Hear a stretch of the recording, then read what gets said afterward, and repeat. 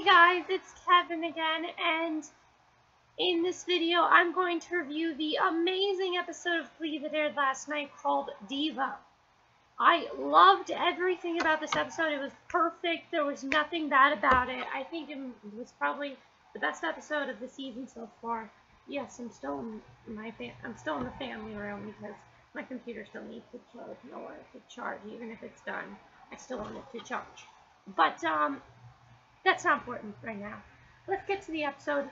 I loved everything about it. A lot of stuff happened, and definitely a lot of interesting stuff, getting me interested for the next episode. So the episode was basically about, Finn is concerned that the whole Glee Club doesn't have star power anymore. You don't have, he said, Rachel, Mercedes, Santana, and Kirch. You don't have them anymore. And so Emma basically comes up with the idea that maybe he should get them to do a Diva competition. And he decides that's a really good idea, so they decide to have the Diva off. Now, as that goes on, there's a lot of stuff that goes on with that Diva off. The main thing is Tina. This is another Tina-centric episode. Really love how they're focusing on Tina a lot, and I'm sure a lot of people are happy about that. But she basically, we saw a lot of her with Blaine, and this is probably Jenna Uskowitz's best performance in an episode, definitely. She basically has this deep love for Blaine. Blaine is sick, basically. He's sick with a cold, and she's giving him all this stuff to try to fix the cold. She's giving chicken soup, you know, all the stuff you do, the vapor rub. They always show that on Glee when someone's sick. Why do they always show the vapor rub and thaw? I don't know what it's called, but something like that. But they always show that on Glee. And so basically, then what happens is he is trying to help her become a diva, and when they're talking, she basically just has to, she sees that a diva has to be precise about everything and respect everyone, and she basically decides to just tell Blaine that he's asleep. And really, that scene there with Tina and Blaine on the bed, that was her best performance, I think, because it really showed. We thought this was just a little crush. That's what we thought. We didn't know that this was a deep love for Tina, and in the end, she ends up performing a song for Blaine, hung up, and she ends up winning the Diva Award, which is huge. She ends up winning it, and Blaine understands what she was trying to say, and he tells her how she's the most important thing to him that's ever been in the school. And in the end, they decide that next week they're gonna go to Tina's gonna be Blaine's date to Will and Emma's wedding.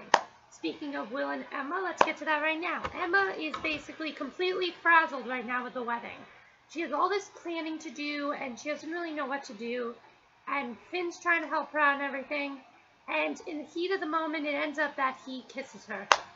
And that was huge. And I really think this was just like a crush of some sort, or maybe it was in the heat of the moment. He didn't know what else to do. I really would like Finn and Emma as friends, though. I think that'd be a very nice friendship for Finn and Emma and Will to all be friends. I think that'd be really a nice friendship. We also see that Finn doesn't really know who else he wants to date, so that means Finchel is on. Now, in the beginning of the season, I liked Rachel and Brody together, but I think they're really trying to show that Brody is the wrong guy for Rachel, and that they're going to get Finn and Rachel together in the next episode, so hopefully that happens. But now let's talk about the biggest part of the episode, Santana. Santana basically comes back because she finds out that Brittany is dating Sam, and basically, I think Santana's trying to move on with her life and trying to start over, because as we find out, she drops out of college. And Sue decides that, and that she wants that when Sue dies, she wants Santana to take over. What? That is completely the wrong thing for Santana. That is so wrong. I don't know what Sue was thinking when she said that. Santana as a coach of the Cheerios. We saw in this episode that Santana doesn't want to be associated with Cheerios anymore. She wants to be, you know, she wants bigger. She wants something bigger. And in the end, she ends up singing Girl on Fire. And she is now going to live with Kurt and Rachel. Now, that scene before Girl on Fire was way too much like Roots Before Branches. Because if you remember in Roots Before Branches, Rachel's all sad, and then she goes to New York and she's happy. Santana's all sad because Brittany basically, her and Brittany had a conversation, and Brittany says how she's sorry she's not going to break up with Sam. There are so many things that Sam can do that Santana can't, and I think really Brittany is trying to just tell Santana that right now she just wants to be friends, and I think what Brittany's trying to do is Brittany's trying to try out new things, basically, and I agree with Brittany. I think she should try new things, but at the same time, I feel like she shouldn't reject Santana. She should be with Santana. I don't really like Brittany and Santana like together. I like them more as friends. I don't really know who I'd like Brittany and Santana with. I mean, I don't know. I mean, if they were together, I'd be fine. But it's not like Kurt and Blaine or Rachel and Finn where I'm just like, get together already. This is a little bit, I think this is a little bit more complicated for the both of them. And I think I loved how mature Brittany was about it. She wasn't exactly like, oh, I'm just, she wasn't really being dumb. She was being somewhat smart, which it seems like whenever Santana comes to town, Brittany all of a sudden is very smart. So I think they're trying to show that really she belongs with Santana. She just doesn't know it yet. Brittany is very naive, and I think this season they tried to show that she's not dumb. She's just naive. Brittany's very naive, and she's very, I don't think she really knows what she wants yet. I think that's what it is. She doesn't really know what she wants yet in her life, and definitely is waiting for, you know, who she wants to be with. She doesn't really know yet. If you're wondering what this is, it's a slinky. I found it on the floor, so I'm just playing with a slinky. Now let's get to the Miata stuff with Rachel and Kurt. Love this, because as I said, I wanted this to just be a friendly competition. I didn't want it to be them breaking up a friendship. I was really glad it wasn't that. Basically, Kurt's getting tired of Rachel. She's constantly upstaging him. She's practicing her song. She's being like a diva, and she's acting more like the old Rachel, which I'm sure we all were happy about, that we finally got the old Rachel back. We finally got her back. From last episode to this episode, we finally got her back, because she's no longer, she still has the same hairstyle and everything. She's wearing skirts now and things like that, so it's like the old Rachel now. And she's basically associating with these two people, and they tell her how there's a revival of Funny Girl, and she should audition for it. And Kurt just gets tired of it, and he decides to challenge her to a Diva off. And the biggest part of this is that he tells her that he threw that competition. And when they were sophomores, Rachel brings up the fact that he shouldn't do that because she won, and as we find out, Rachel realizes that all of her wins were meaningless because Kurt threw the competition. So now Rachel is very upset and doesn't really know what to do, and they perform Bring Him Home, which I thought was great. As I said when I did my first listen, you really couldn't tell who would win. I really thought that the way they did it was a little bit cheesy. Definitely.